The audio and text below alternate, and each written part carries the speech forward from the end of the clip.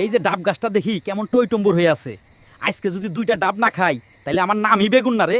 চুপচাপ উঠি, কেউ যেন টেরই না পায়।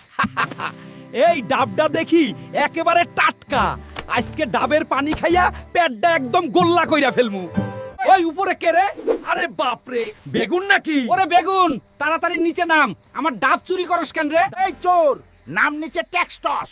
আরে দাদু, এত রাগ কইরেন না, ডাব তো গাছে আসিল, আমি তো শুধু কষ্ট করে নামাইতেছি। দাদু একটা কাম করেন, আপনার নাতনির লগে আমার বিয়া দিয়া দেন, তাইলে এই গাছের সব ডাব আপনাকেই দিমু। হায় আল্লাহ, বেগুন আবার বিয়ার কথা কয়, এইটা ডাব গাছ না বিয়া অফিস হইয়া গেল নাকি? দাদু রাজি হয়ে গেছে, আজকে ডাবও মিলতেছে আবার বিয়াও ঠিক হয়ে গেল।